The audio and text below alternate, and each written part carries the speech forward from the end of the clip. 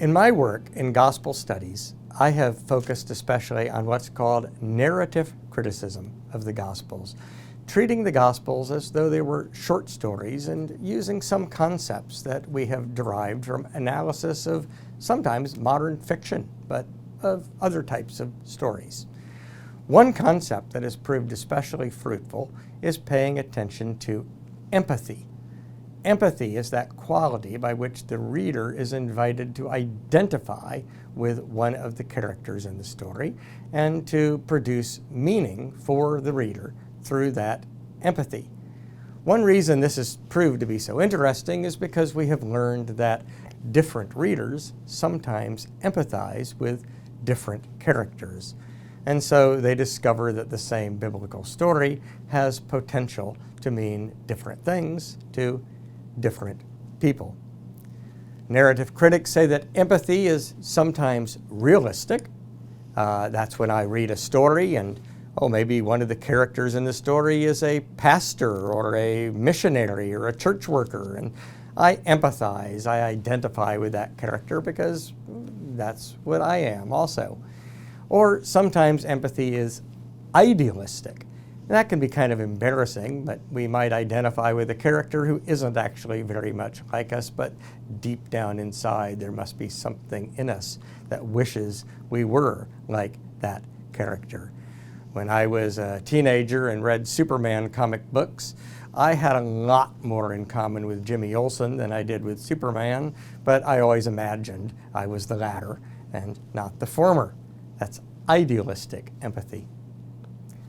One of the stories that narrative critics have worked on with this concept of empathy is the parable of the Good Samaritan in chapter 10 of Luke's Gospel.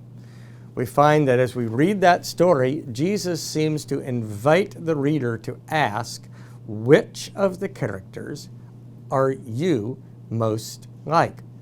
We know the parable. A man has been gotten in trouble, fallen among robbers, he's beaten up and lying in a ditch, he needs help, and three people walk by: a priest, a Levite, and a Samaritan.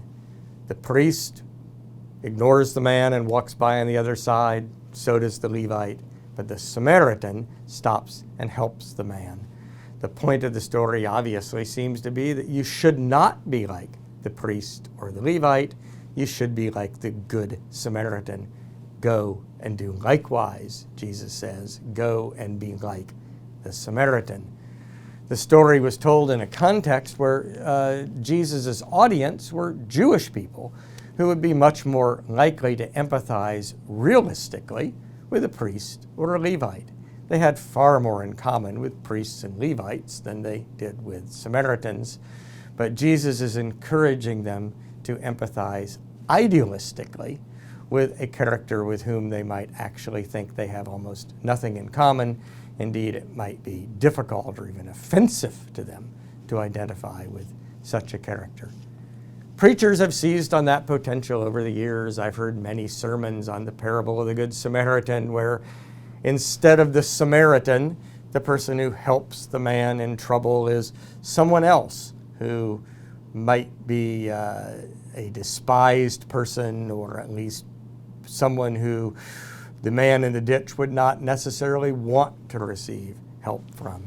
Clarence Jordan, the founder of Habitat for Humanity, told this parable on the radio one time back in Americus, Georgia during the 60s, and the Samaritan was an African-American man who stopped and helped the poor man in the ditch after the white preacher and the white gospel singer had driven by and not stopped to help. The Ku Klux Klan burned crosses on the yard of Clarence Jordan after he gave that radio sermon because suggesting that white Southern Americans should identify idealistically with an African American man was offensive to many of his hearers in that day. But I think the most interesting encounter I've had with this story is when I was in Tanzania, East Africa, teaching there. And I heard sermons on the parable of the Good Samaritan that were different from anything I've heard in the United States. One of the sermons was called "God Helps Us in Surprising Ways." And the whole point of the sermon was that when we are in trouble, God will come to us and help us often in ways that we would never expect.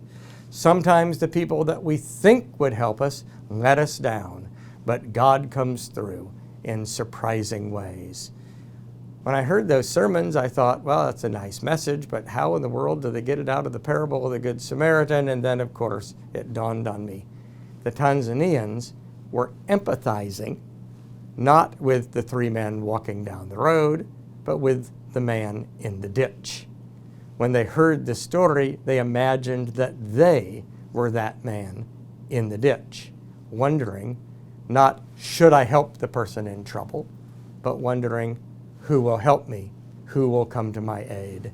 And the message of the story then shifted to being, you should help someone when you have the ability to do so, to being, look to God to help you in ways that you might least expect.